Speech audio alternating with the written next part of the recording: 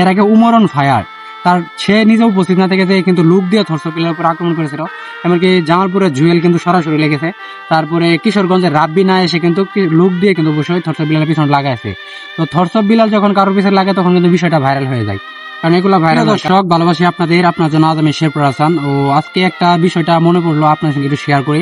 গত কিছুদিন থেকে দেখতে পাচ্ছেন জুয়েল এমনকি থরসব বিলালের যে সংঘর্ষ, এই সংঘর্ষের সঙ্গে কিন্তু অনেকে জড়িত রয়েছে। এখানে শুধু থরসব বিলাল এমনকি জুয়েল একা নয়, এখানে কিন্তু জড়িত রয়েছে রাব্বি এমনকি সুমন। কিশোরগঞ্জের অনেক কন্টেন্ট ক্রিয়েটর কিন্তু থরসব বিলালকে দেখতে পারে না, তাকে নিয়ে নানান সমালোচনা করতেছে। আর সেই জায়গা থেকে জুয়েল কিন্তু একটা ইস্যু বের করেছে।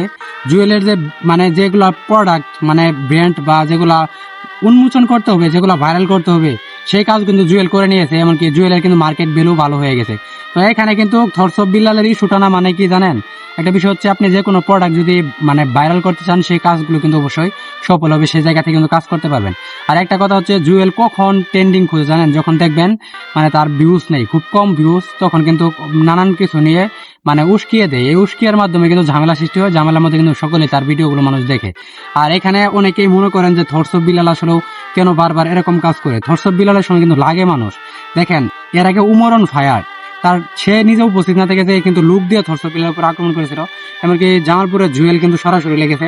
তারপরে কিশোরগঞ্জের রাব্বি না এসে কিন্তু লুক দিয়ে কিন্তু অবশ্যই থরসব বিলালের পিছনে লাগাইছে। তো থরসব বিলাল যখন কারোর পিছনে লাগে তখন কিন্তু বিষয়টা ভাইরাল হয়ে যায়।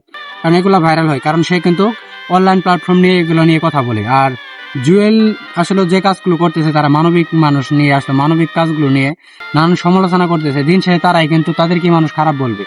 কারণ যদি একজন মানবিক মানুষ হয় আরেকজন মানবিক মানুষের গিবত গাওয়া হয়, দিন শেষে তারাই কিন্তু আসলে মার্কেট ভ্যালু থেকে হারিয়ে যাবে। জুয়েল আর বেশি দিন টিকবে না অনলাইনে দেখবেন যে, তাই সে কন্টেন্ট জগতে কিন্তু অনেক পিছিয়ে গেছে। এখন আগের মতো কিন্তু ভালো ভিউজও পাচ্ছে না, ভালো কিন্তু জনপ্রিয়তাও পাচ্ছে না সে তার কিছু কার্যকলাপের জন্য।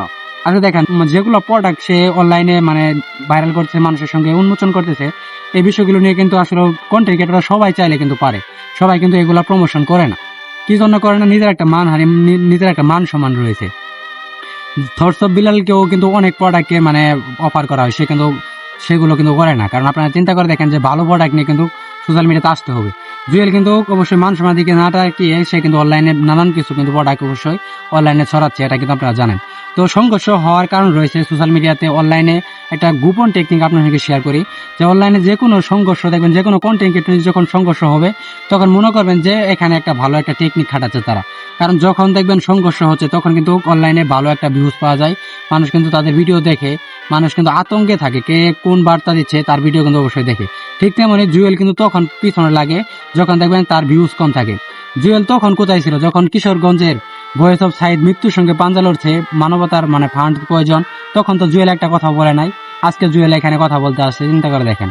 তখন তো একটা ভিডিও বার্তাও তো দিতে পারতো, সে যদি না আসতে পারতো সমস্যা নাই, কিন্তু ভিডিও বার্তার মাধ্যমে কিন্তু আসতে পারতো সেই কিশোরগঞ্জে।